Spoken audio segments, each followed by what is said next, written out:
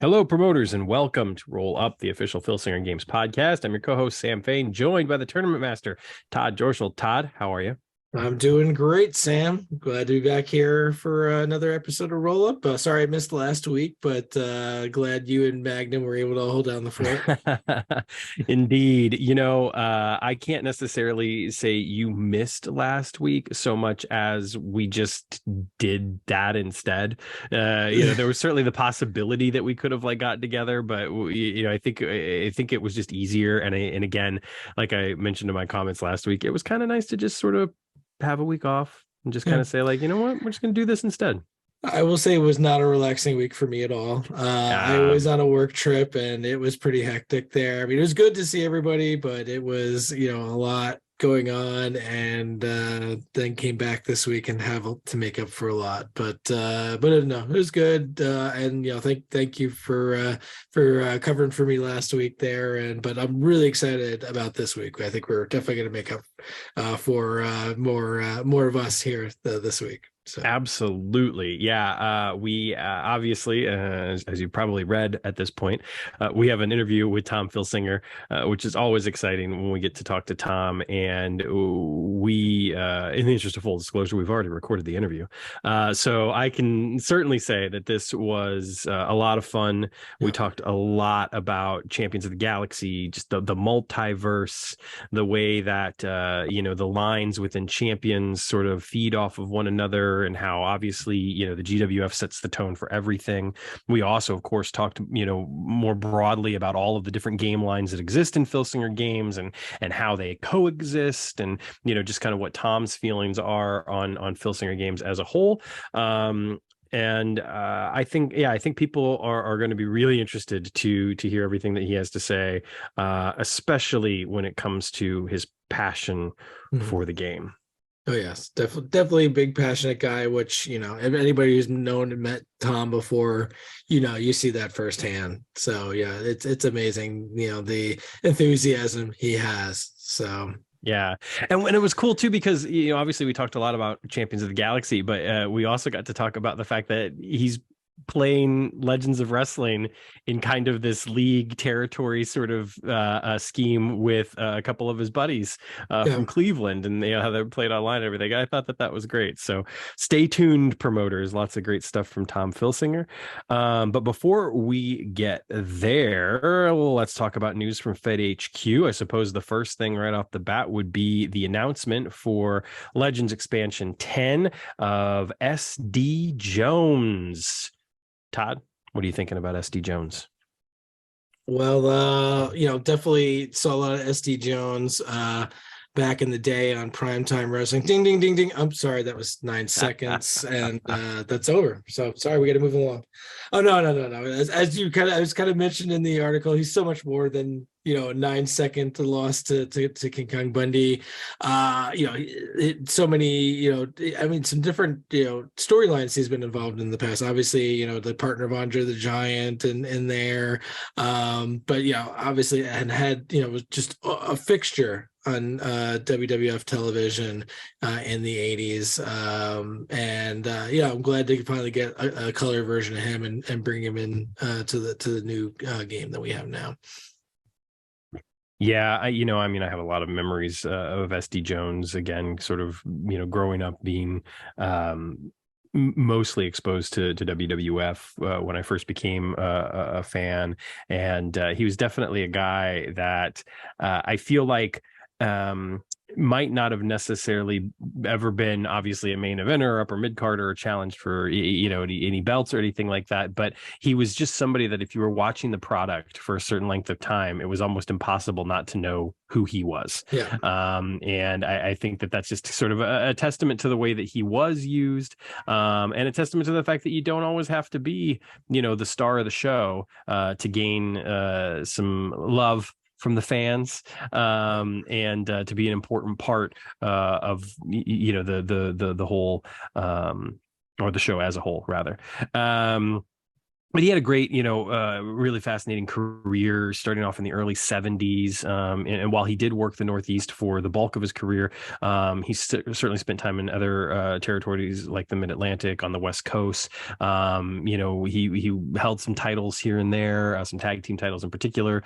One of the things that I missed out on, because this would have been a little bit before my time, but am now aware of, just kind of in the annals of wrestling history, was the angle with Greg Valentine, and how it really helped to kind of, put Greg Valentine, kind of on the map as being this really ultra dangerous competitor, and put his figure four over in particular. Just a wonderful, character in the history of professional wrestling, and somebody that we're lucky to have and bring into the color releases with Legends of Wrestling Expansion 10. Speaking of, let's actually, one more thing on SD Jones, very, very important. One of the few guys that had 2 LJN figures that came out there. I can't, just let that go. We had the red shirt and the yellow with the blue flowers there. Like, it was an on purpose variant LJN, which was not very many of those. So yeah, it was just it's so funny you mentioned that, because I was reading about that the other day when I was writing up the little blurb for the website, and I knew that people obviously some people would have that at their fingertips, and others would be thrilled to hear it. So I'm glad you brought that up. But kind of springing off of that, I did want to ask you the hard-hitting questions. What does it look like for mailing? Have the cards been printed? When will they be printed if they haven't? And when will they hit promoters' mailboxes at the earliest, do you think? Obviously, there's some speculation involved here. We don't control the post office. No, definitely not. No, I have seen photo evidence of the initial prints that were out there, so I know everything has gone to there, and it is in process of being printed this week. I don't have an exact date, but I believe at least the priorities and expresses from the initial orders should be going out very soon, hopefully even by the weekend there, and as many first class ones soon after that. So hopefully folks should start receiving them before Christmas. No guarantees exactly. I think the Priority Express people, I think we'll definitely get them before Christmas. First class, it really might depend on where you are internationally. Could be a little tough, but we'll be close to that as much as possible. Again, that's with just the main Legends 10, King Kong Bundy, Arnold Scotland, and Eric Young cards. The Promoter Prime has not gone to print yet. We're still doing some more work on that. Those will go out a little bit later on. Hopefully those will still go out before the end of December. Folks might start seeing those in January, though. We'll see, but maybe even late December, depending on how quickly we can get it turned around with the holiday schedule of the printers and whatnot.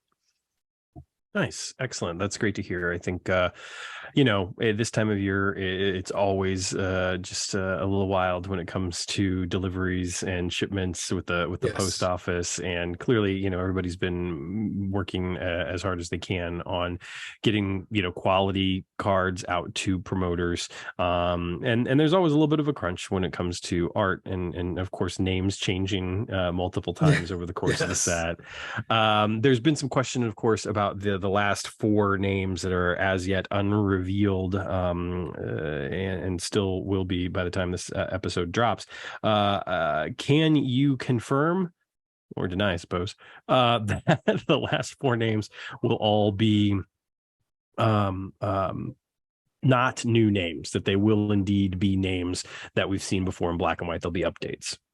Yes, I can confirm they will be updates in there with those last 4 names in the main set. Yeah. Great. No, I think that that's just good information because again, I know that there was some question about that earlier. I saw on the boards. So sorry, no Bruno Sammartino yet.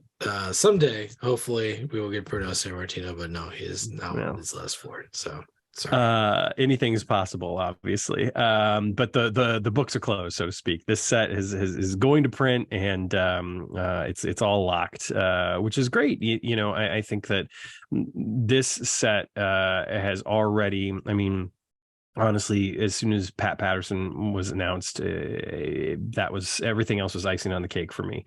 And I think we've got some great names. I think the color updates that we're getting are great, and those last four names, I think promoters are going to be really happy with.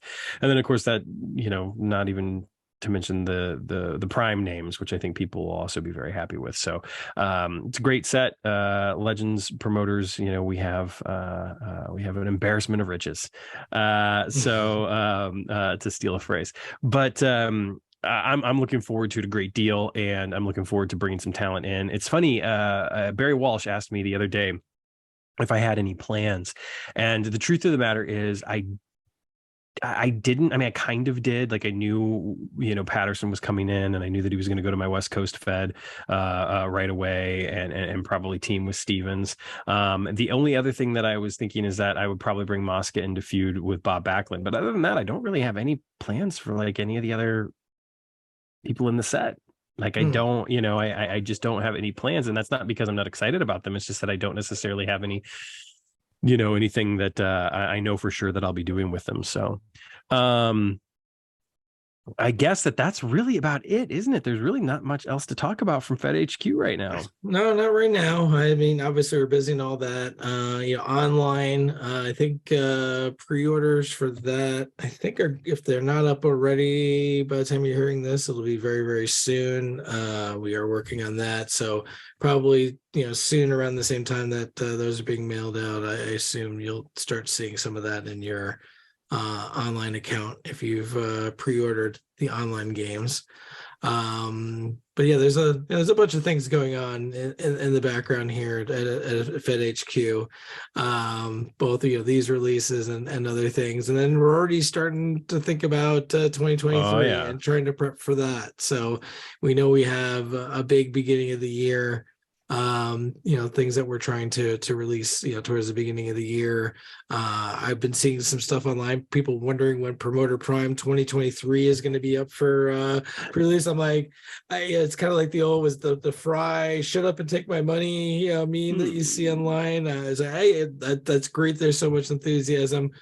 It'll be up there. Do not worry. We will have that available. There will be a Promoter Prime next year, as far as I know, unless I know things are always changing, but I have to assume there is. But yeah, it's been such a popular item the last couple of years. Legends. We even had to go reprint Legends Prime in the middle of this year, which is the first time we've ever had to do that. So nice. Yeah. So that's very, very good cool. things. And again, we have all those Legends Prime cards still to come for this year too, that nobody knows about there too. And right. There's going to be some happy people there as well, for sure. So. I absolutely. Going back to online, would it be fair to say that, by, let's say next Thursday, so like the 22nd of December, do you think that online will probably be hitting for people who have pre-ordered, or do you think it'll maybe be after Christmas, like say the 26th? Oh, no, definitely before Christmas. Yeah, I think it might be before the 22nd, hopefully. So, well, I don't want to push it, but we'll see. Yeah, we'll see. Exactly. Yeah, I think definitely. I think by the 22nd there, you'll probably start seeing stuff there, and then start seeing stuff. Hopefully, some mailboxes will start getting some Filsinger Games goodness too. That's awesome. One thing that I'll say real quick is I just wanted to reinforce the idea that if people, have gotten things online, or if people have gotten things in the mail via express or priority or whatever, and they get their cards early, just due to the nature of some of the names being unannounced in the set and in Prime, we would just ask that be mindful of that and maybe put a spoiler tag on comments or on your thread, because we want people to be surprised, especially this this time of year. I think it's just a fun thing to do. You open up your package and you just get, you see, oh my goodness, look at this. Wow, I had no idea this was coming. Obviously, just post the warning, and if people decide that they want to spoil themselves, that's fine. Have at it and enjoy. But I just want to at least respect the folks that don't want to be spoiled. They want to keep their their ending intact, if you will. Yeah. I don't know what the hell that means. It's all right. So anyway, with that said, what else have we got to talk about, Todd? Anything going on in the real world that we want to touch on? Well, like I said, I think there was some interesting announcements. I think somebody that people did not expect heading over to Japan pretty soon, right? Yeah, all signs indicate that Mercedes Renato, better known by most as Sasha Banks, although she won't be able to use that name, will be wrestling at the Tokyo Dome in January. Most likely, I don't think it's been confirmed, but most likely it will be IWGP Women's Championship match against Kairi, which I think is great. I think it'll be really, really interesting to see what she does in a high profile match that she doesn't have to wrestle like the WWE style, if you will. Although I would argue that WWE style as of late has certainly been, the shackles are off more often than not for performers, which is really, really nice. We're getting to see people do what they do as opposed to what they're told to do. But yeah, I'm intrigued by it. And it's not just going to be a one-shot deal. Apparently, there's like 3 or 4 appearances that are baked into this. The interesting thing is it's all for New Japan. It's not for Stardom. A lot of people initially thought that she was going to work Stardom, but apparently they couldn't meet her number. She's asking for a lot of money. You don't say. A lot of money. Yeah. I had read at some point, whether or not this is true, but I had read at some point that she was asking for like $30,000 or $40,000 per appearance. That might not, and that's just like an appearance to like sign or something. That's not an appearance to get in the ring and wrestle. Apparently one of the reasons why she is not going back to WWE is because they've not been able to see eye to eye on money. I don't know how much she was making for sure. I've heard numbers thrown around anywhere from like $500,000 right up to about $1 million a year. Currently, Becky Lynch is the highest paid female performer in the WWE, rightfully so, in my opinion, at $3 million a year, which is a huge number. That doesn't even include merchandising and stuff. I don't think Sasha should be paid that, if I'm being completely honest. Who knows what she's asking for, what she wants, and why they won't give it. I don't know. To be completely honest, I think her away from WWE is more interesting to me than her going back to WWE. So I'm looking forward to seeing what she does. We'll see. I'm also looking forward to seeing her on the planet of Mandalore. Coming up that's right too. I saw the new trailer for Mandalorian season 3. I believe she's back for that. I saw almost every other character is back, so hopefully we'll see her there and doing some type of wrestling moves to Boba Fett or someone like that. I don't know. We'll find out. Well, I think that's one of the things too that she's been asking for more per appearance, because there's just other opportunities for her on the table that are non-wrestling related, and more power to her. It's like if you get into a position where you don't have to do that, then make it a premium. It's like, hey, if you want me to work, then I'll come work for you, but you're gonna have to pay me this, because this other gig where I don't have to, fall on my back 30 times in 10 minutes is going to pay me more. So, I'd rather do that. So good for her. We'll kind of just have to wait and see what happens. Honestly, there's not a whole lot going on right now when it comes to real world wrestling. I feel like that's worth devoting any sort of time, certainly away from the event this evening. So I think we can kind of move it along. I will say one thing that's exciting. I was going to say this to the end of the show, but I'll just put it up front before we talk to Tom. If you've been following along with my other podcast, Quantum Leap was officially renewed for a second season. One of the Saw reasons why that. this is huge news is because it is practically unheard of to renew a television program in the middle of December. Most often renewals don't come out until like at the earliest, usually earliest is like February. And oftentimes you're not hearing about season shows getting renewed, especially a freshman show getting renewed until like April or May sometimes. So the Wow. fact that they're renewing it already in December is huge. It's like I think it's like the number one new show on Peacock across all of their shows and everything that's on Peacock. The Wow. pilot episodes had something like 10 million views on the streaming service. It's like the number two new show across all networks. So it's doing really, really well. And I think it's just a great reminder, and this transitions back into wrestling, that ratings are not what they used to be. And paying attention to those numbers, while certainly bears a little bit of weight, it's not nearly like it was 25 years ago when we're talking about the Monday Night War. If like AEW only getting 800,000 viewers on a Wednesday night might not look great, but it doesn't tell the whole story. Same with WWE. Raw the other night apparently only got like 1.2 million people watching. Like, you look at that and you're just sort of like, oh, but then you look at like a YouTube page, which some of the segments on Raw are getting like, 30 million streams. So Yeah. so you really have to understand that, like, paying attention to those ratings again, while it's not, completely superfluous, it's certainly not the be all end all. Anyway, so all that said, I think anything else we've got to say we can save until the end. We might as well just get right to our main event, Let's do it. which is an interview with the man who created the game that we all play, that we all love, inspired this entire community of promoters. We are always thrilled to be joined by the one and only Tom Filsinger. All right, promoters, it is that time. We are joined by Tom Filsinger, and it is incredibly exciting to have him here. We're going to talk about the state of Champions of the Galaxy as we close out 2022 and all the things that we have to look forward to in 2023. Tom, hello, how are you? Oh, I'm great. Fantastic. In fact, I just played my Legends Fed with my friends virtually. So nice. I'm already got this all on my mind coming in. Excellent. That's fantastic. That's so great to hear.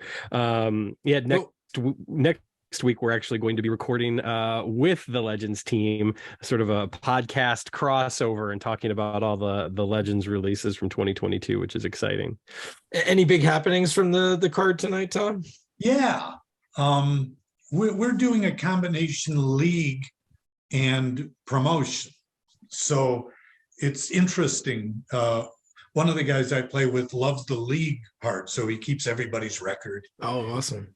Nice. But the other guys like me like storylines to get into it, and we're going to have belts, and we've got people have to qualify for the belts, and the qualifiers so far, I will give you this update, and I think my buddies are going to be posting this at the message board. We'll see if they keep up with that.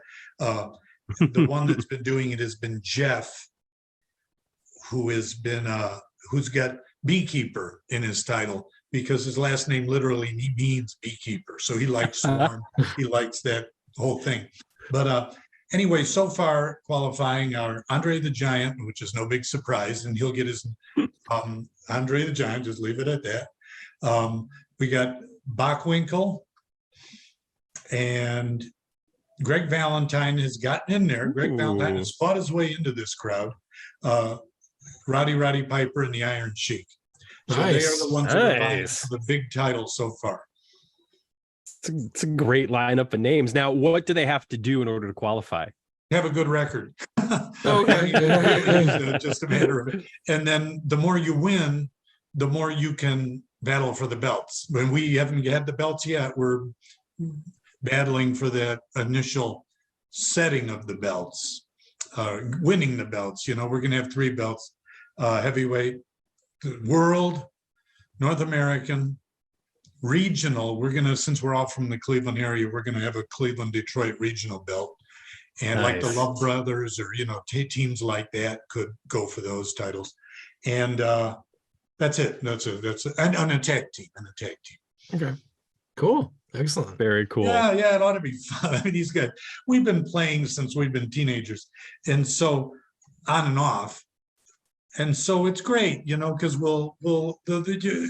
listening to us have a match is great entertainment, because we swear at each other, we yell at each other, we yell at our wrestlers. I mean, it's the whole gamut. That's great. Kind of like a Galacticon, actually, when people are watching a match. And you're playing all of this online, or are you rolling the matches out and okay, nice. Oh, they both live in Cleveland. Yeah. Okay. I just didn't know if you were using COTG online to actually play the matches, or if you were rolling them out physically and just kind of sharing the results. Yeah. And nice. we even get our food preferences. They go out and say they're going to get pizza, so I'll get pizza. And they get Chinese, I get Chinese. I want to feel as close to them as we can feel it, thousands of miles apart, or how many it is. Right. Fantastic. Do you have any favorites right now that you're kind of rooting for? Well, I've got my own stable. I root for my stable. Okay. And I've got Rowdy Piper and the Iron Sheik. One of the other guys is Andre Bockwinkel and Greg Valentine, and one of the other guys got Oh boy. So he's working on trying to build some contenders. Yeah. Wow, those are all great contenders, and I have to root for Roddy Piper, but they're all great names. What else are you playing? Any GWF? Have you kind of closed the book and looking forward to next year so you could start writing, or are you still rolling out matches? Yeah, I'm done with the GWF right now. Okay. I ended at a point where I'm satisfied to end. Wrote down all my notes, because in 6 months I will forget a lot of where I left off. And sometimes I have to it's disjointed to bring it back together again. I've taken really good notes so I know where I left off and what feuds were still going instead of just abruptly dropping them. And now it's all about writing now. Okay. Yeah. Anything without giving anything away or any spoilers, but anything surprise you? Anything that caused you to maybe shift gears or change direction? Not yet, but it's too early for that.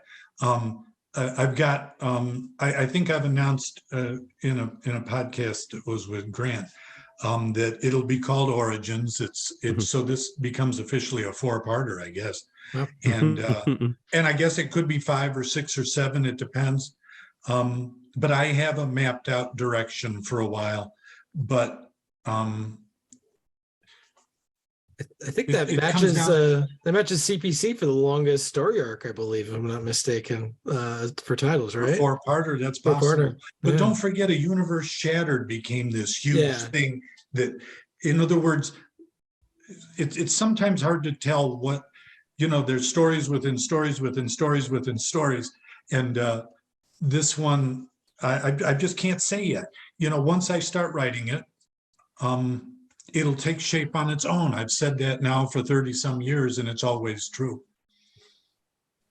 Yeah. Oh, and I'm also busy preparing the update to the Dark Menace of the Universe. I've been rereading the original, which I haven't read in years.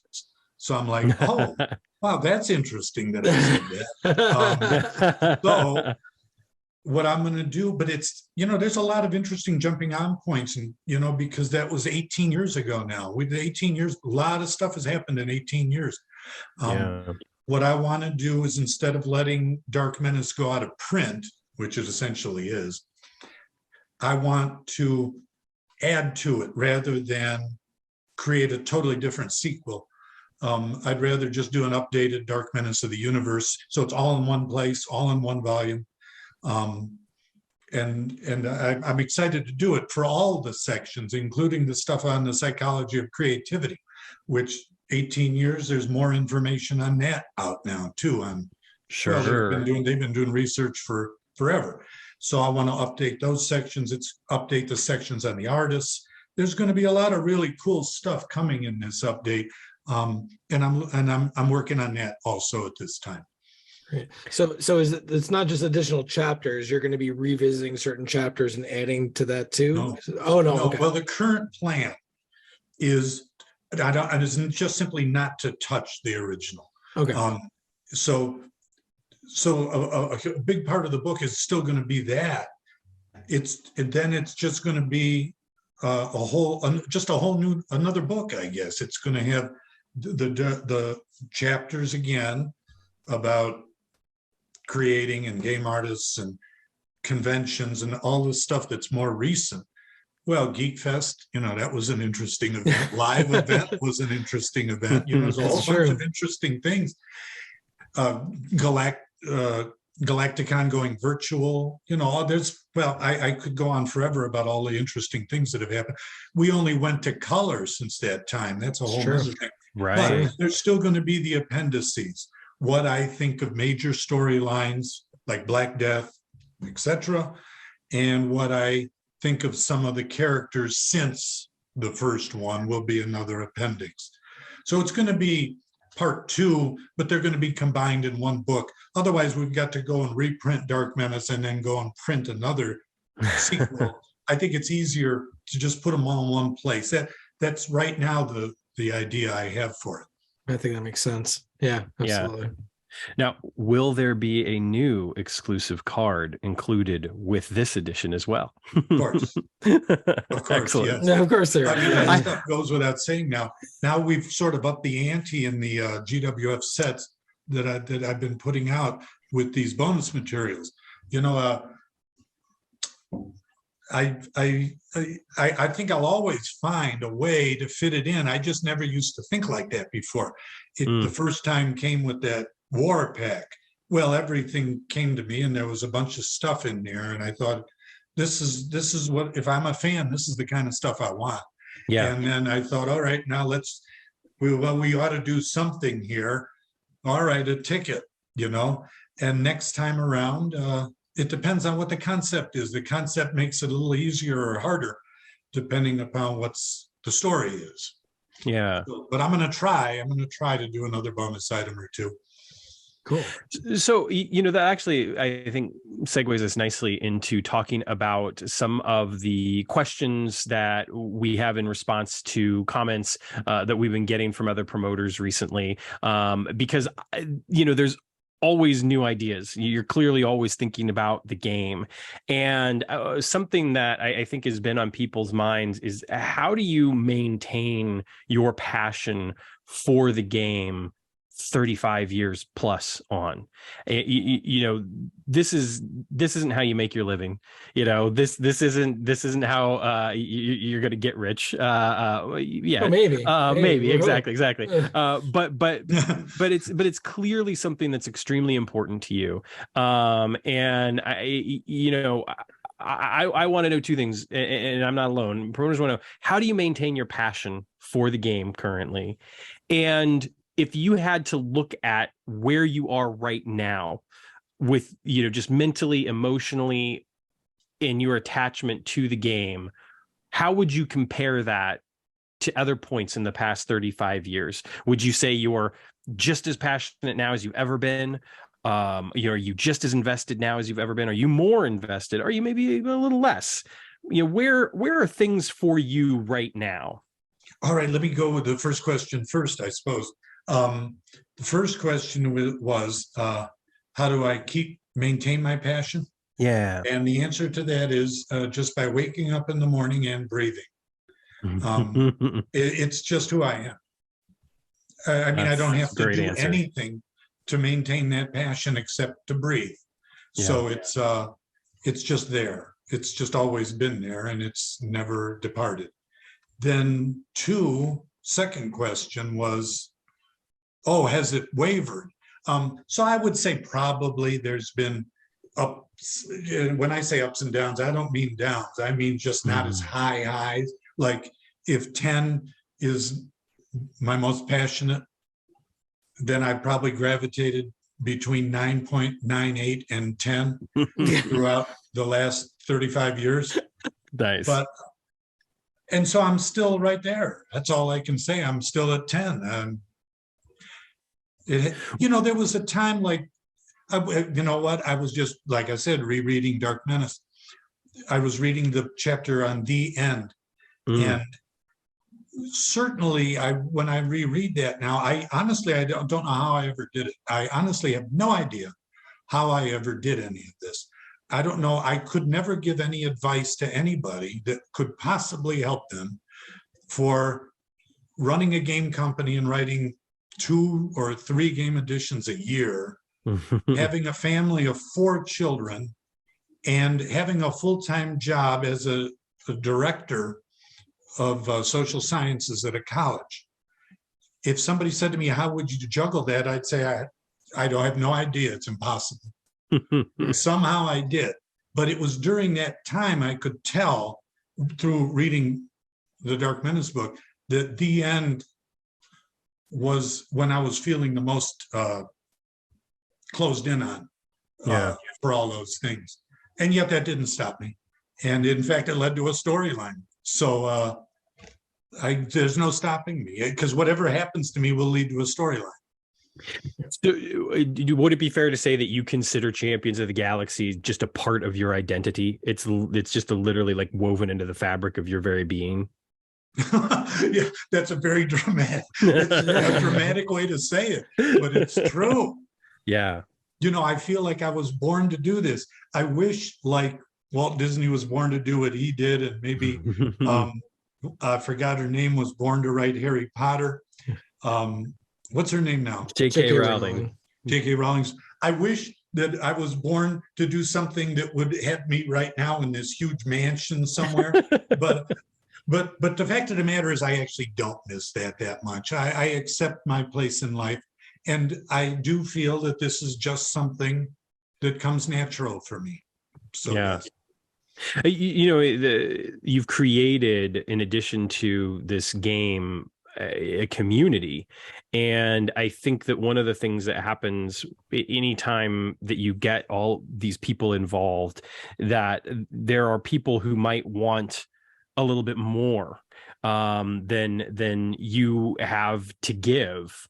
Does that ever affect you at all? Has that, in the course of the history of the game, have you ever kind of felt moment, maybe the end was one of those moments where you just sort of felt like, I think I've given all I can give, and maybe now is the right time for me to stop or to step away? Or do you genuinely just kind of feel, going back to what you're saying about it being a 9.98 or a 10, you're always kind of that high with it, that that there's always something there, and that you just know you can't please everybody all the time, so you just kind of keep producing and creating, and that's that's enough for you, and that's enough for most people, and the people that it might not be enough for, there's nothing you can do about that. Yeah, I guess I never really thought about it that way. Whether it's what year is this? We're up to about 35, 36 years now. I don't know. About 36 I think 36 years now. Yeah. In other words, whether it's year 36 or year 12 or year 18 or year 4, there's always somebody who wants something different. That's just normal. So no, I don't have any issue with that at all. I never think of it that way.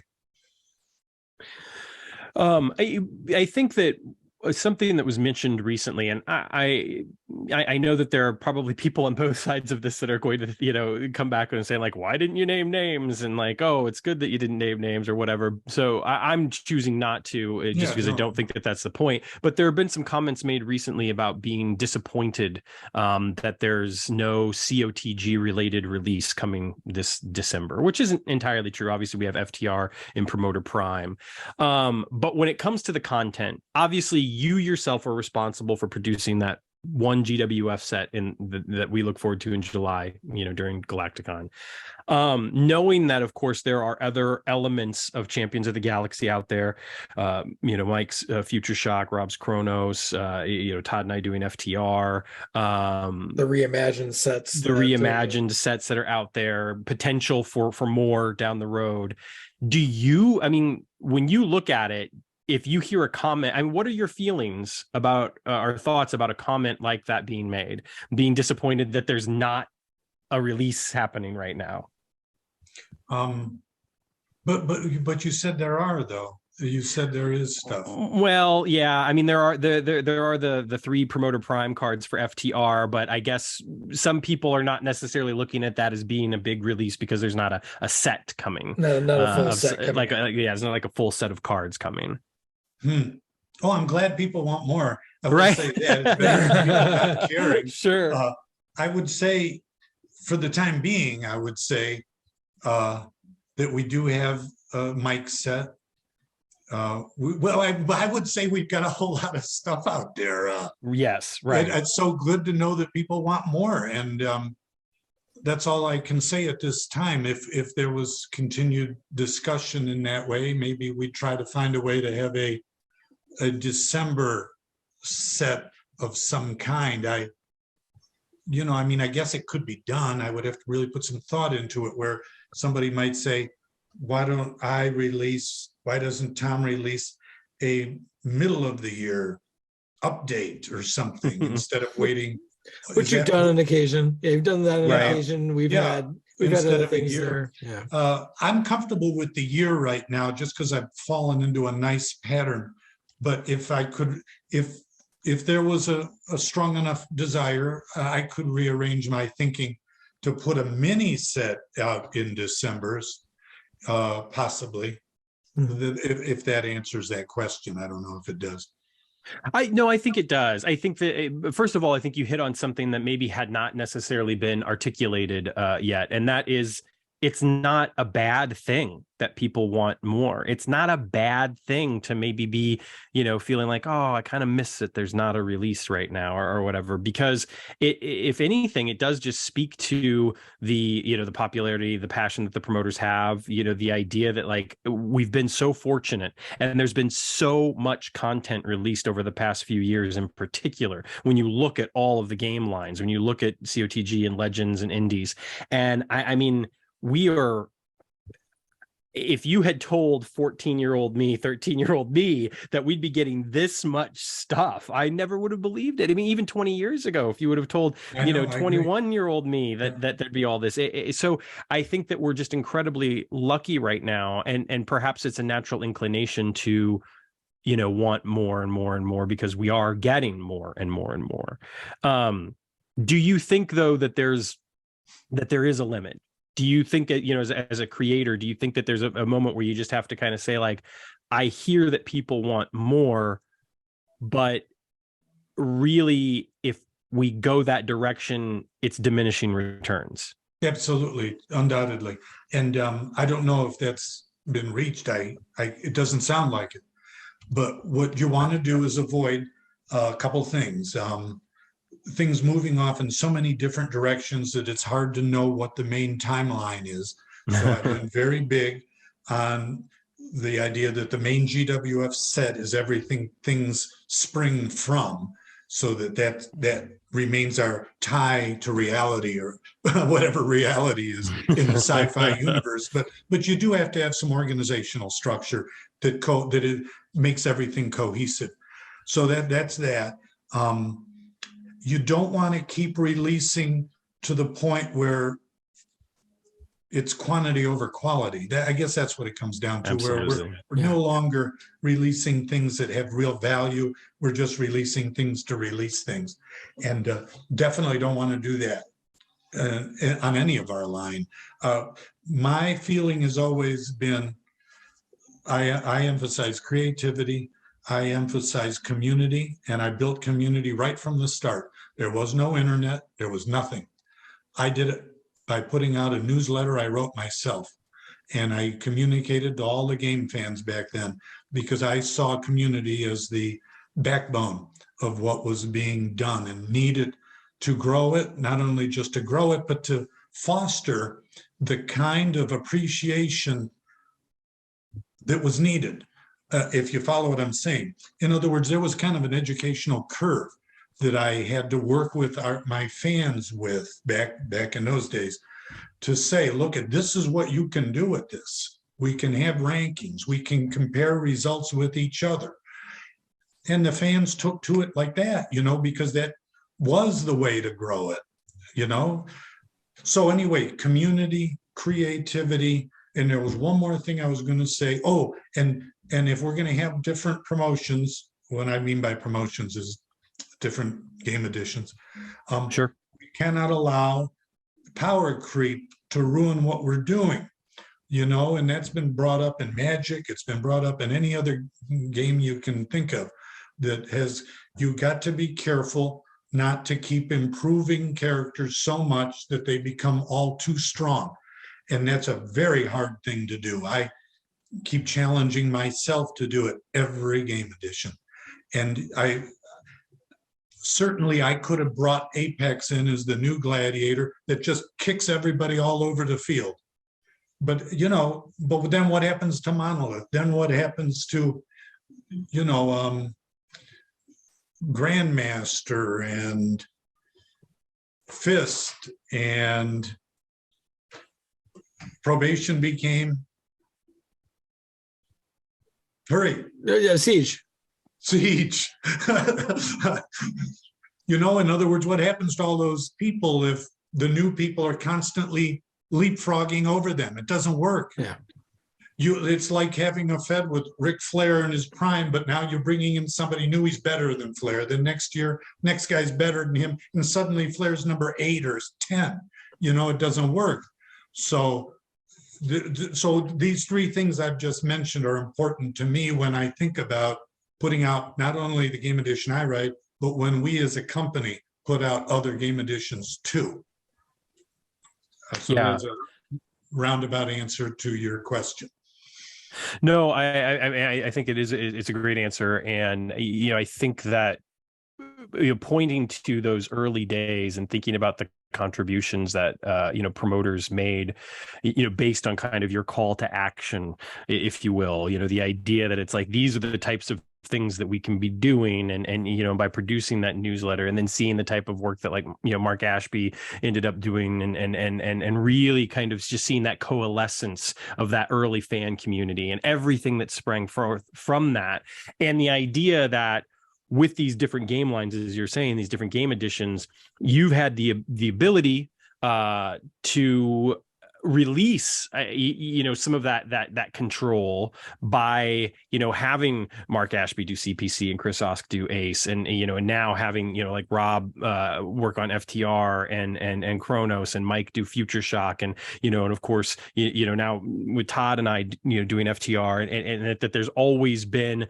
this idea that promoters are welcomed in to kind of help to create that content. And yet, like you said, it all stems from the wellspring of the GWF, and to find a way to keep that, to keep that continuity. One of the things that we were talking about off mic before we started recording is the idea that sometimes we've seen major comic book companies like Marvel and DC write themselves into a wall, basically, where they have no alternative but to blow things up and start all over again, in a way. And of course that creates a lot of pitfalls. So out of curiosity, please, I'm sorry to interrupt. One advantage I have over them, because I'm always balancing how this game is a combination of comics and wrestling, and they have not had the advantage that we work in real time. Now, by the way, they can't do that, because if they worked in real time, Captain America would be dead. Right. So Batman would be 80 and sitting in a nursing home. So they threw out that concept of time. They're not even sure what to do with it to make it move real slow. They still talk about Captain America as a World War II hero. How can you talk about Aunt May, who was ready to die in 1965, right, and is now still active and healthy? See, so they've had to really come to terms with, but we work in real time. In other words, our characters really actually age, so that means they have to leave and they have to be replaced. So we've had a really dynamic thing where I've had to keep creating new characters. I can't just keep throwing Star Warrior out there and Thanatos out there, and like they throw out Batman and Superman and Spider-Man. Right. And I like that because those characters can still be there if you want them. Star Warrior, Thanatos, you could have a separate Fed that's running them if you felt like it. but we are still moving in some orderly way into a future, which unfortunately, they can't do, but have to pretend like they're trying to do. They're trying to do a little bit of that with the MCU movies, having some of that progression, but we'll see what happens in a couple of years when they get to Secret Wars and all these other ones are done. Like, yeah, what happens then? Yeah, we don't know. Yeah. I'm on the record to say that was one of the most attractive aspects to the game for me when I started playing. I started playing, it would have been 1994, and just reading in the PWI ads, that tagline about the characters aging and retiring and all this sort of, that really was the thing that sold me on it, because it is something that we miss. And I remember a comic book that I followed in the mid to late 90s that most people, I don't think, they're aware of the existence of the character, but they're not aware of the existence of some of the storylines and the way the storytelling worked. But Now Comics produced a comic book of the Green Hornet. And the thing that I always loved about their Green Hornet line is that the characters did age, they did change, they did die, that it was a legacy character, that the original Green Hornet was from the 30s, and that now we were seeing like the great grandnephew of that original Green Hornet take over the mantle. And I just loved that aspect of it, and I always felt like it allowed there to be growth in the storylines, the characters, and things mattered a little bit more because of that. I think it added a certain weight that you lose when you realize that nothing's ever going to happen to Spider-Man. Nothing's ever really going to happen to Aunt May, because anytime they do pull the trigger on all of that, they find a way to hit a reset button. It's the reason why, as much as I love Star Trek The Next Generation, I'll always prefer Star Trek Deep Space Nine, because Star Trek Deep Space Nine allowed the characters to grow, change, die in some instances, whereas Star Trek The Next Generation, every single episode, by the end of the episode, you hit the great Star Trek reset button and everything was exactly as it was at the beginning of the episode. Yeah. And so I've always loved that aspect of the game. Now, that said, you have, these different lines, you have these different,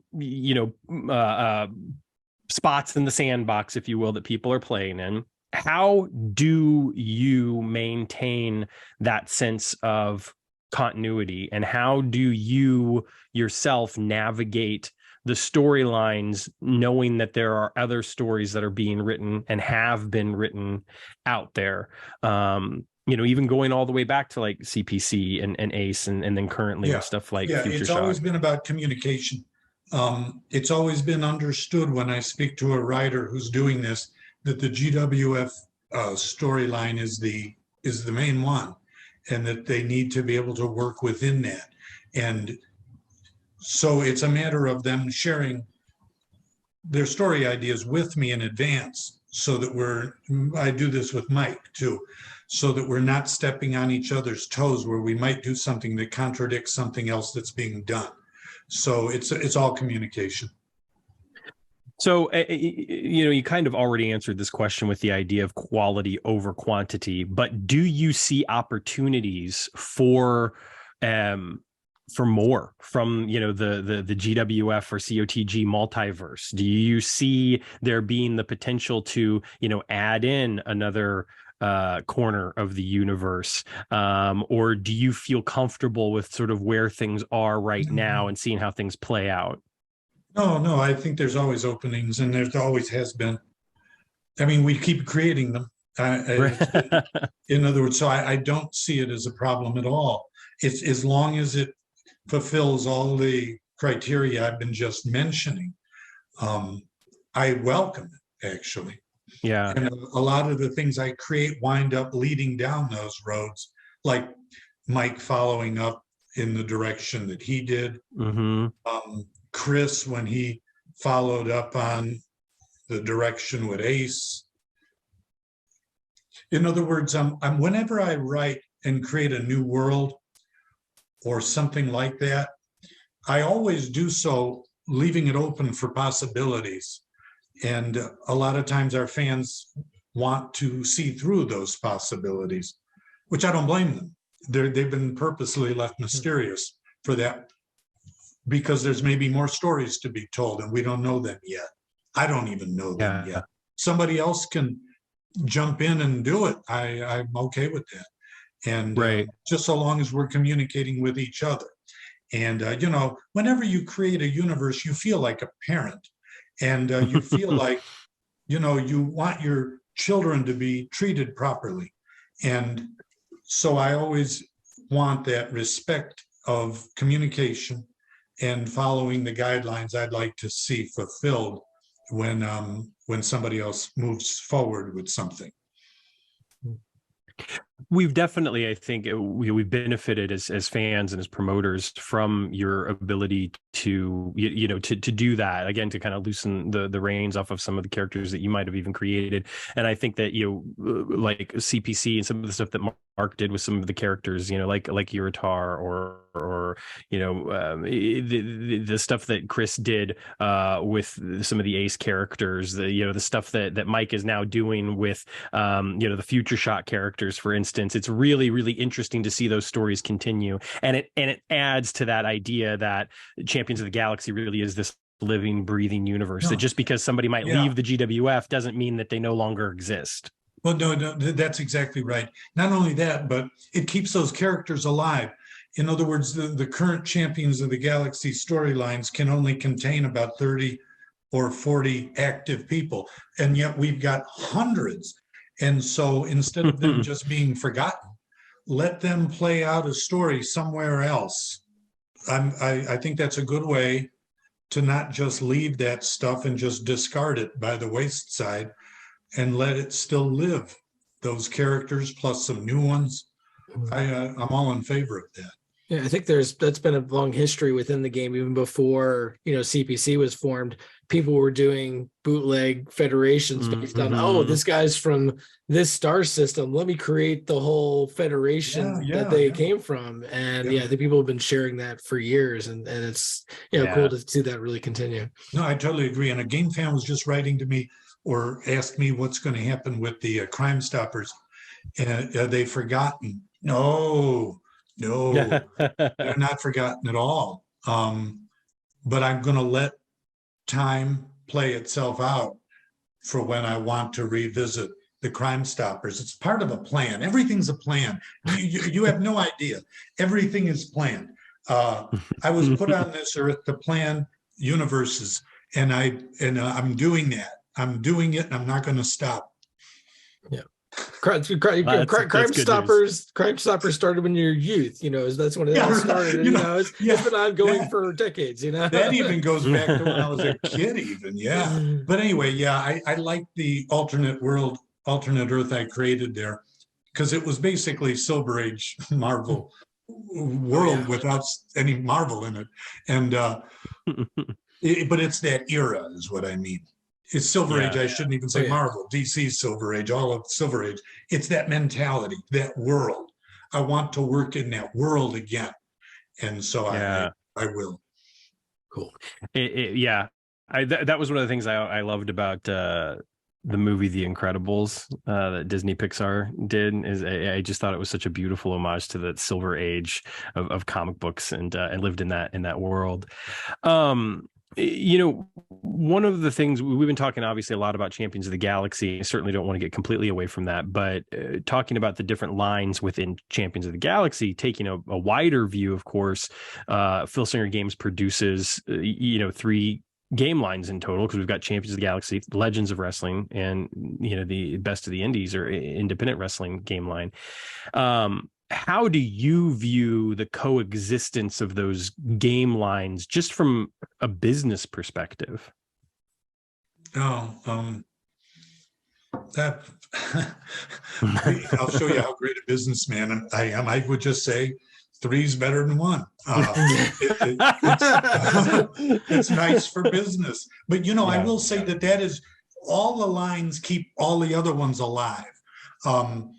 The Legends and Indies ones had allowed us to grow. That growth helps champions to survive, and vice versa. That's all I can say is I love that we have a fictional universe. I love that we have a real one, and I love that we have the up and coming one. I couldn't be any happier about having that variety. Yeah, it's so completely true, though. You could not, I think, have one without the other. That there's really this symbiotic relationship that has been formed because, champions really led to legends. Legends led to indies.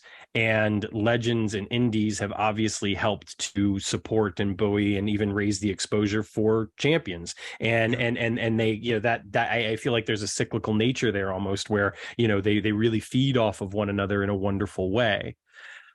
There's been a little bit of criticism recently, and I want us to take the opportunity to address some of the harder questions, because we have a lot of fun here. But there's been some criticism that people are viewing legends as taking some sort of precedence over the other two game lines, and that there are sacrifices being made, kind of going back to the earlier when we were talking about the fact that people were saying there's no Champions of the Galaxy release in December. I know, obviously, based off of what you said, you don't view it that way, but I would love to hear you address the criticism that any one particular game line is more important, and how you view, again, the way that they coexist. Mm. Yeah, I see them. The indie one probably, I think our two main ones are Legends and Champions. I could be wrong about that. It just seems to me those are the ones that stand out the most. The indie one is important to us also. It's hard for me to address that since we're releasing so much product on almost all these fronts that that's all I would say is it looks to me like we've already been talking about multiple champions game releases. Legends, we certainly have been, our relationships have allowed us to have way more Legends stuff coming out. We've been fortunate. We've grown from being people looking in on the wrestling industry to literally becoming part of the wrestling industry. Remember back when I'd get together at Galacticons in the 90s with everybody, we still talked with hushed breath, bated breath, like these were the gods on Mount Olympus, Brian Blair, and all the people that we now simply have their phone numbers and we call them when we need something. We have become a part of the wrestling community and pop culture. I'm very proud of that. That was what I originally was trying to do in the first place. So we've come to that. So that has allowed us to be able to get signings that used to be, my God, how hard I used to work in the old days to get, God, dude, that original set of 24 or so people. My God, now it's become much easier because now people in Iowa, 4-letter states get me. I can't keep all of it. The people in Iowa, Hall of Fame, the people with the Cauliflower Alley Club, these are our friends now and business partners in some ways. And so signings now are a heartbeat away. I'm not saying you can get everybody, but it's become easier. And so therefore, we have product we can put out, in other words, because we're getting the signings and we've got black and white cards that we still haven't converted to color anyway. So we've got all that. Right. So I would say that Legends has certainly grown, but it's grown just because it's growing organically. And Champions, like we just named about 3 other editions we put out. And Indies, perhaps we could be doing a little more with that. I don't know. I don't know if that's the one that people are referring to that needs more attention. I don't know. Todd and I have an idea about that. But no, in all seriousness, though, I think that, I think that there was just a perception, perhaps, if I may be so bold to even say misconception about, Legends, taking precedence over Champions of the Galaxy. And I think that we've been able to dispel quite a bit of that just in the conversation that we've already had. But I wanted to address it directly as opposed to just kind of saying like, here we talked about these things, because that's certainly what I see and how I've felt. I think for, someone like me who collects all three of the game lines and endeavors to, play as much as I can of all three of the game lines, that again, there's so much stuff that we have now, and the accessibility to legends and even indie talent has grown so much, and so much of that is due to the work that a lot of promoters have done. Indeed. When you think about the charity auctions and what we've been able to do with those, one of the things I wanted to ask you about is, did you ever foresee, and I think I know the answer to this because we've kind of talked about it before, but did you ever foresee a time when original pieces of artwork or rare game cards would be fetching $300, $400, $500, $600 for, for an out of print card or a piece of original artwork from Champions of the Galaxy? Yeah. I know that the answer I'm supposed to give is I'm surprised. However, no, let me just say that as a person who has always been a collector my whole life and seen how pop culture can become, I created Champions of the Galaxy to last. I did not create it to just go away after one game edition. And I worked hard to make sure that wouldn't happen, to build up an audience. So if you do build up that audience, and they care about the characters like I do with Marvel and whatever else I collect, then it's not surprising that that would happen over time. So I'll just leave it at that. It comes with the territory with what you're trying to create in the first place. Absolutely. Yeah. Yeah. Yeah. Can I add one thing to what we were talking about previously before we go on from it? Please do. For those people who want more Champions of the Galaxy stuff, I promised them a whole nother set I'm going to be putting out next year. I'm glad you bring that up, because Todd and I are fortunate enough to be in a position where we know a little bit about this and can't say anything about it, but you can. So would you like to maybe drop any exclusives right here on Roll Up? I will do that. I can't say much about the set yet, because to talk about the set gives away the whole concept, and I'm not ready to do that yet. It's looking like also a summer release, but that depends on moving parts. But I've already created the characters; they're already drawn. It doesn't mean they're 100% finished. I haven't written the game cards yet, but in other words, they've been worked on for a while. And they've been worked on for a reason I can't share just yet, but I will be exhilarated to share next year when that time is better for that. But so I will announce, though, that a new character coming in next year. We got a female character coming in. One of those things I like, kind of a dark character, dark menacey, but not related in any way to the Dark Menace character. But it's a female character, and her name will be Shadow ESS, and she will be a masked female. Masked female, and I'll say more about her when the time comes and when we can show some art. Very cool. That sounds great. I look forward to that. I think that, one of the things, and one of the reasons, again, why I wanted to talk about it directly with you and have the opportunity to have you on the show, in addition to talking about the end of the year and looking back and looking forward, is that we know how much is on the horizon, and we know that there are things that are being discussed for potentially being on the horizon. And I would just say that the opportunity to talk to you is really so enjoyable for me as a promoter, as a fan of the game, because it's invigorating. And I think that your passion for it is infectious.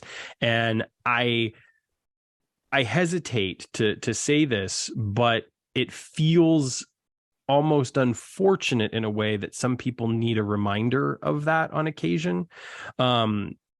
for a multitude of reasons. And I think that that there's stuff that we don't even know about. Somebody could have just been having a bad day, and took to the internet to vent their frustrations. But for me personally, it's hard to imagine a world, quite honestly, without this game, because it's been something that I've been playing for almost 30 years now. And there are others that have been playing it for 36 years, since day one, one of those elusive original 500 sets that people talk about, and so again, it really is a joy, and I appreciate you being here. I appreciate you being frank and forthright with us and discussing all of these things, because some of it is not necessarily always easy, because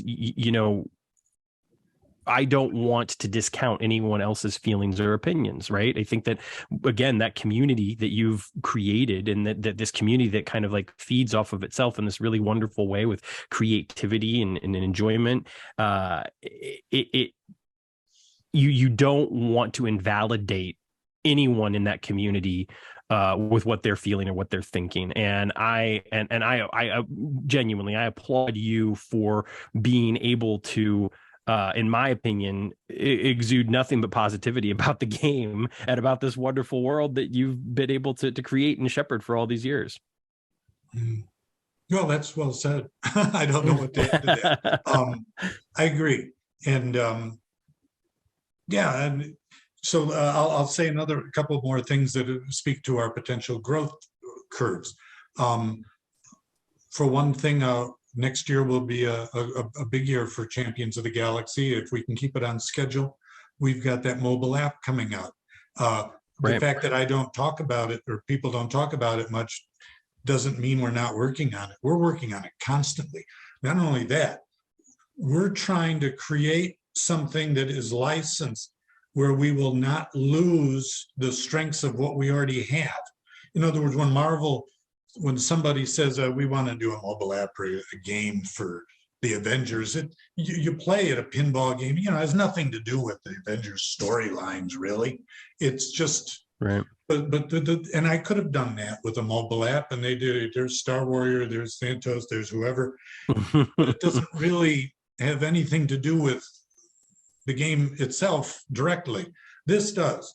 And so everything is going to be, painstakingly, we are trying to make it historically sound, everything, so that when these newcomers play and they love the stories and they love the characters, we'll be like, hey, we got this whole thing all ready for you. Just jump right in. Yeah. And so that's gonna be very important, because that could open new doors to new platforms. That's how you grow, actually, is by not just going horizontally, but vertically into different types of platforms. And we haven't done that very much. We haven't done that. So this is going to be a positive step. In addition to that, we have been talking about, and I'm sure a time will come with all the growth we've had, to do a gameplay mat, our own official release mat. Because when I do conventions, and when anybody else does, you notice a game, it's promoted better if people are playing it on a mat instead of just on a tabletop, something that's professionally made for that game. Well, that's been something on the drawing board for a while. I don't think it's going to be too much time before we decide we need to do that ourselves. I think our fans have already developed some of their own. Absolutely. Well, we need to do that. Any game company with a card game does that. Let me see if I wrote down some other things. We have not done much with apparel lately.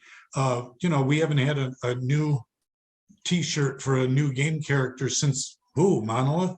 Is that right? Probably not. Yeah, but we've been talking about it with the TKO store that we've got. I know that's definitely a possibility to get more of those into people's hands too. Yeah. For what? The T-shirt shop that we have with all the game ones there. So there's different types of expansion. There's putting out more of our normal product, and then there's branching out in ways that promote other forms of growth. And I think we're going to be doing some of that next year for sure, and undoubtedly, and then maybe even more. So I'm just talking about different things that, could be on our radar also. Absolutely. Yeah, I think that it's exciting because again, keeping in mind that you are so focused on quality that it's not just about let's do this, let's do that, let's do this, that there is an element of wanting it to be good and wanting it to feel faithful to everything else that has Absolutely. come before. The integrity of this is everything to me. Yes. I still buy used vehicles. I don't really care if I get bitched. I really don't. I would just want to be comfortable, and I want to be creating something that will last because it was good, not because it sold out. That's something that lasts because it came organically from real people.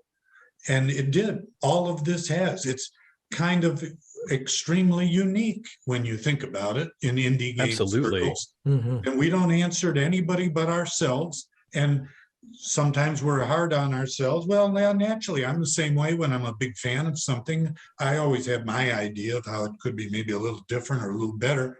So what? That's just the way things are. You have your input, and then you keep playing, and keep doing it. Right. You got to keep the dice rolling. And that's what we invite. That's what we're all about. That brings up a point, is a question that I wanted to ask earlier.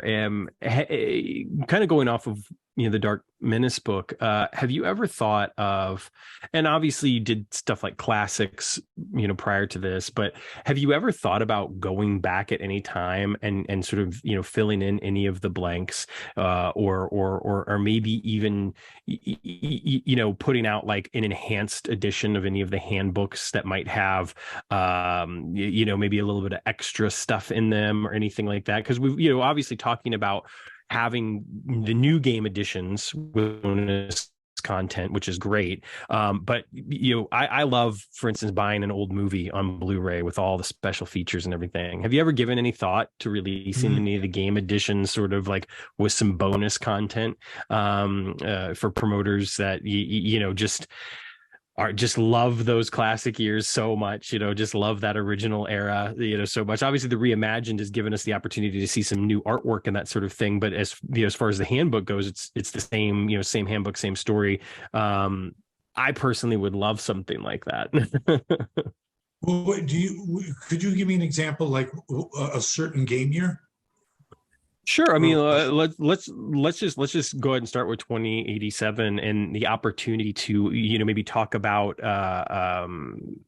to expand a little bit, maybe on like the CTA 102 conflict, or to go in a little bit deeper with certain elements of the story, or even better yet, perhaps providing background information on, where a character might have come from, and I know some of that we've talked about before, some of this has kind of just been lost to time. It's not like you were taking extensive notes on some of these things, but, just the idea of kind of hearing about influences and just sort of like the director's commentary, if you will, on the set.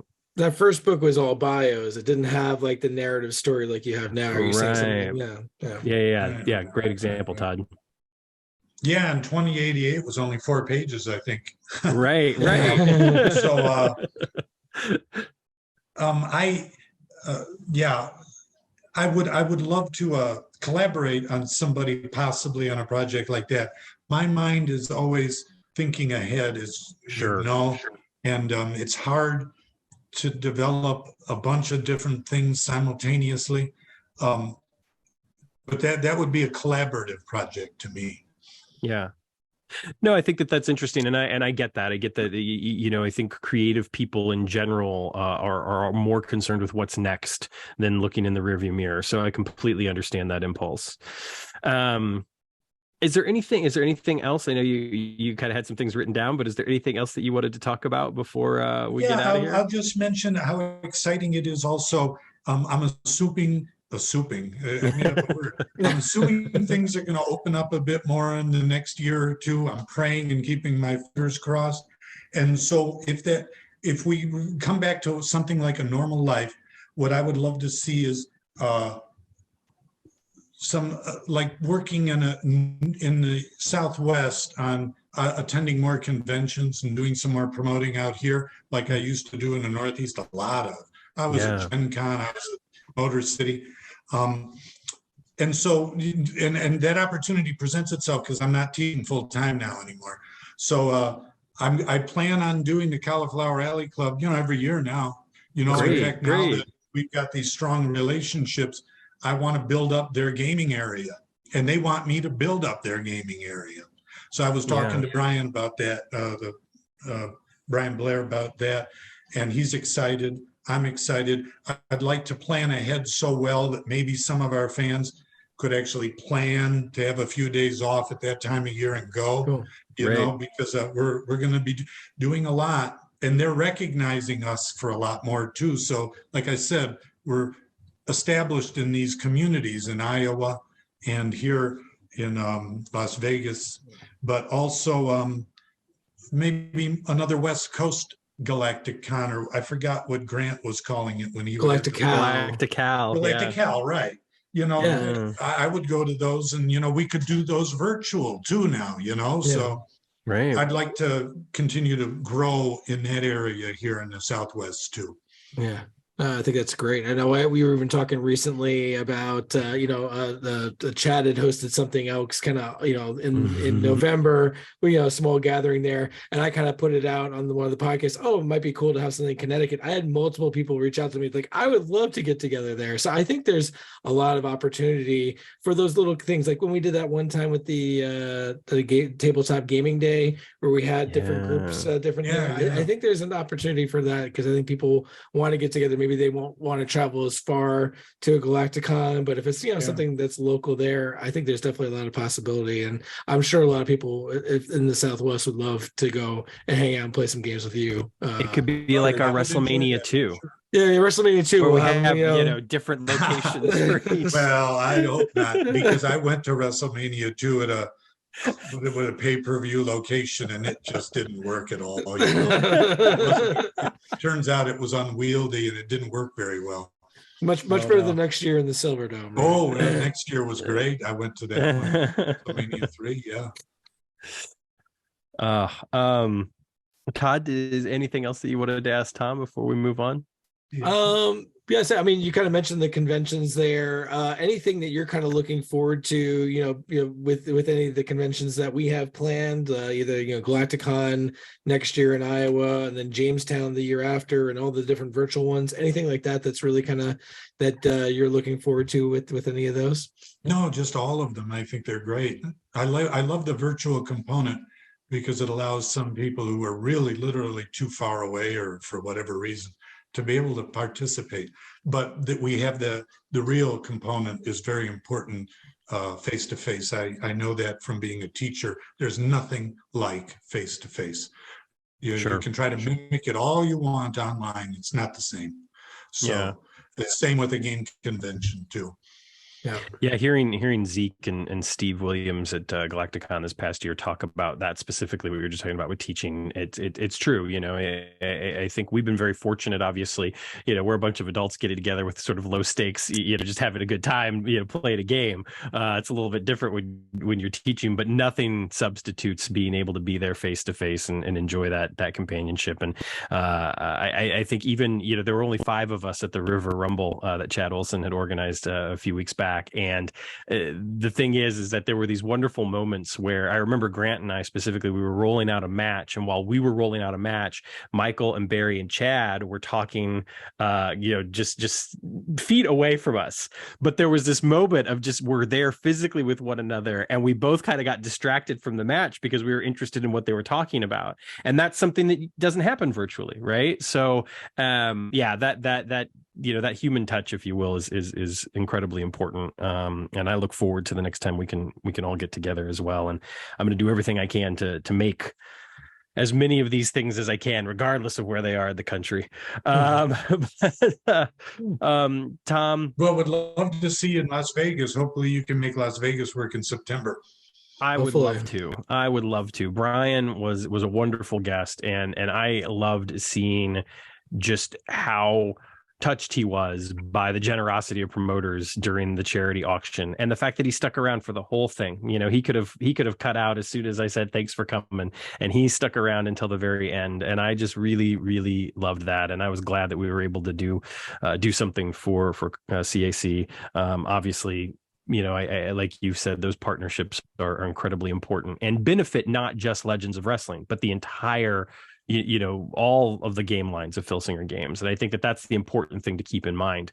Yeah, I definitely notice it just from my interactions with different game fans, that people who got in because of Legends are now playing Champions, whether it's the reimagined or like, oh no, I really like, obviously GWF is the big one there, but there's other people like, oh, I really like the interactivity of the FTR, or I really like what Mike is doing here, or the people are finding their niche within Champions that wouldn't have necessarily come in there without Legends. So I think that's really helped the Legends line too.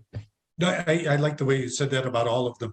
I like that those other promotions, GWF ones, have their own identity, that it's not just here's another wrestling fed with, it's that there's something there for something, it has its own identity. I'll just leave it at that. I think that helps a lot. Yeah. And you're right. People come in and play Legends. Champions is a compatible gaming system. They give that a try. It's right. And it works both ways, but with Legends mainly because they know the real people. They have to be introduced to the Champions. So good all around. I'm very happy. I want to tell all the fans out there again how much I love them and how much I appreciate their support. And we've been doing this for years. We have no intention of ever stopping. Our goal was to take over the universe. Hey, it's happening. It's just a little slow, but it takes time. You'll notice in about 5 years when Thanos is behind me and we completed. And Galactus, they're behind me. And right. Hey, we did it. Oh, but we got Heenan behind here now, though. Heenan. And, that's right. Yes. Gorilla Monsoon. It's a happening here when you're on this show, Tom. So they had right. It is. It's a happening. Okay. Well, one last question. I'm sure I would be roasted over an open fire if I did not at least ask, even though I know what the answer is going to be. Is there anything you can tell promoters about 2139? Yeah, that. I always have to look horrible and say I had one of my brother-in-law was watching my interview with I think it was with Grant that was up a month or so ago, and he said, "You answer every question saying you don't know or I can't say," and I say, "Hey, you know what? If I'm writing a TV series, that's exactly what that person's going to say." And so I'm not ready yet to be able to say anything more about 2139. Now, in 2 months, I will. All right. Oh, all right. Excellent. Well, I mean, there January you go. and February are December, January, and February are the real thinking months. Right. Well, we got January 28th. We have the perennial virtual con. So maybe you might have something by then. I don't know. I wish I could plan that. I'm not an accountant. I know you're not a planner like that. I know. I know. It's much more mysterious than that, but I hope so. Well, I can't wait. I'm looking forward to it. But until Istar beats Apex in 10 seconds or less, we're going to get out of here.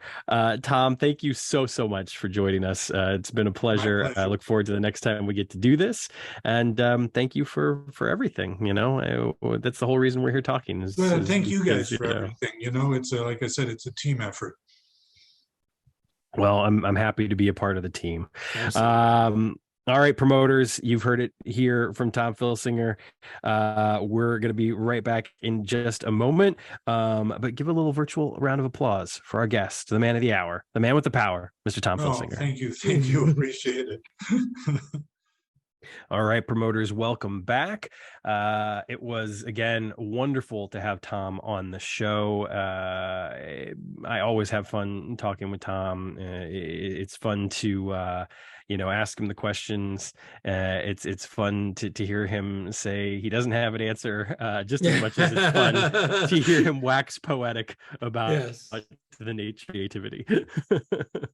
Yeah, it's funny just say like fully admit that it's like, oh yeah, I know, don't give answers. Yeah, but no, I mean, he's got to keep some mystery there, and as a that's creator, right. I definitely I can appreciate that.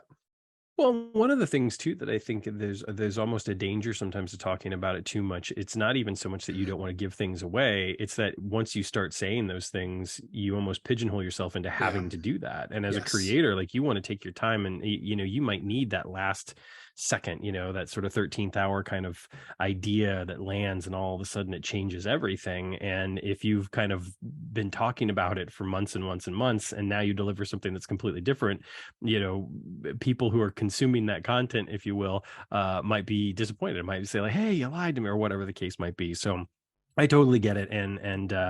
Again, like I said to him, I felt like if I didn't ask about 2139, people would be like, you didn't ask about 2139. You had to, but you knew what the answer was. Oh yeah. Exactly. So we look forward to hearing what you thought about our interview with Tom. So feel free to head over to the boards or the Facebook group or onto the Twitter or whatever you're using, over to the Discord, and let us know what your thoughts and feelings are on Tom's comments. I kind of Or leave us a message too. Yeah. Oh my goodness, you could leave us a message. And one of the reasons why Todd so rightly brings this up is not only can you head over to filsingergames.com/rollup podcast and click on that little orange button for Speak Pipe and leave us a message, but we actually got a message this week. And we're really excited about that, and wanted to take a moment to share that message with you, as well as maybe give you a couple comments. So this message is from listener Derek Toby. Actually, I guess I could say new listener, because it sounds like he just started listening last week. So we'll let Derek do the talking here. Hey guys, just wanted to say I just came across your podcast. Listen, the first episode I listened to was the reissue or re-release of the Magnum TA, which was amazing. What a wonderful story. Man, that probably obviously didn't get enough time in the business as far as a wrestler wise, but was able to contribute in other ways. I wanted to say I've been a Legends of Wrestling guy since probably 2004 or 5. I think I bought the base game and some expansions with some people in it I wanted. Played it with my buddies. Loved it. We all loved it. We did a big tournament to determine our champion. And oddly enough, B. Brian Blair won. Who would expect that? And he beat the Iron Sheik in the finals. So it was pretty funny, actually. And it wasn't planned that way. Just wanted to say, love the game. I've started getting back into it again. I've been buying stuff from you guys. Haven't had a really chance to sit down and play. Been buying a lot of your indie cards too, because I'm in Maine. And we have a wonderful promotion here in Maine called Limitless Wrestling. And they bring in a lot of indie wrestlers, so I've been able to have them sign my cards. Again, just wanted to say thanks. Great podcast and great stuff, guys. Derek, thank you very, very much. Really appreciate the message, and glad you enjoyed the interview with Magnum TA. Magnum, if anything, he's certainly not, an old man yells at the clouds sort of guy. He's got wonderful opinions about the business, and it feels like he has continued to grow, even though he's not an active participant in the business. His thoughts, opinions have continued to kind of grow about the business, and it's clear that he stayed very in touch with the business. And you can only imagine how difficult that had to be for him at times. I'm just thrilled for the opportunity that I got to speak with him. Thrilled with the fact that I honestly did not remember that. I know this sounds crazy, but I did not remember this. But I have his number in my phone. I haven't talked to him in a while, but it just kind of made me think. I was like, I should reach out to Magnum, and I got an email actually today, or it might have been day before yesterday, about a new store, online store opening up, with jackets, t-shirts, wrestling buddies, etc., for Magnum TA, and I think it could just be that he might have something else in the works for us. So if you go to magnumtaofficial.com, you can learn even more about what's going on with Magnum today. And again, that interview was recorded about 4 years ago. So yeah, he's somebody that's still giving, to the business, even to this day. So thrilled to hear about your Legends of Wrestling experiences, and that B. Brian Blair of all people was your first champion. How did that? And he humbled Iron Sheik in the Iron finals. Sheik. I mean, what a finals to have of that, yeah. Who would have thought that original B. Brian Blair card? Look, here's what happened. All right, Sheik walked into that ring. He spit in the middle of the mat, called Blair a jabroni, walked towards him, slipped on his own spit, and Brian Blair was able to apply a sleeper hold, and that's how he won.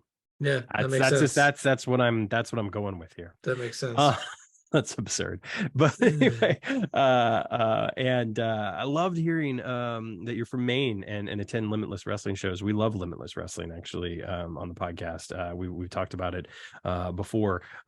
So much great talent has come through Limitless, and we're so fortunate to have a lot of those names in the game. There's actually as I'm sure you're aware, there's a wonderful book that was released. What has it been? It's been over a year now. Oh yeah. I'm trying to think. Has it been like 2 years now? Maybe 2. Yeah. Oh man, that is just, yeah. Anyway, Michael Labe wrote this book called Limitless Wrestling: The First 5 Years. About a year and a half. Okay. March of 2021. So it's not been that long.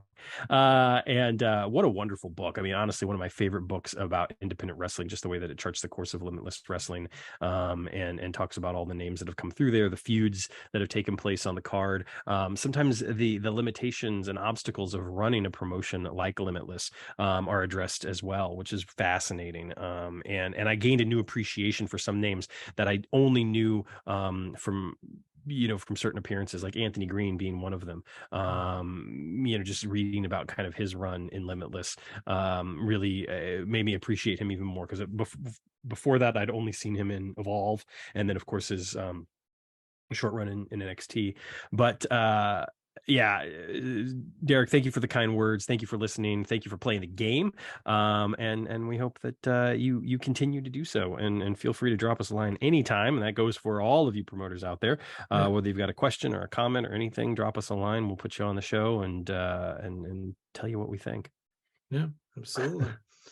And I'm shocked to hear that Limitless Wrestling does have limits. So shocked to hear that. Limits, and yeah, well, you got to temper your expectations sometimes. What can I say? Speaking of tempering expectations, it's been a long night. It has. And, yes, we got a late start, which is, we did not have Mike with us tonight, but I think we'll definitely see him next week, along with some other friends as well, right? That's right, because it is Crisis on Infinite Podcasts. We will be joining Chad and Corey and Tim and Stu over at Uncharted Territory, or will they be joining us at Roll Up? I don't know. I think we're joining them officially. We are, yes. That's true. And we're going to do a look back on Legends of Wrestling in the year 2022, which I'm excited about. A lot of great releases to talk about. By that time, we'll probably be able to just talk freely about Legends Expansion 10. Yeah. At that point, yeah, it's everything. Maybe not Prime. Maybe we'll leave the Prime names on the shelf. I don't know. Next to the Elf. Maybe we'll on see. the shelf is the dumbest thing. Sorry. You get suckered into that? No, dude. No. That was something. I didn't even have to put my foot down on that one. Jessica completely agreed.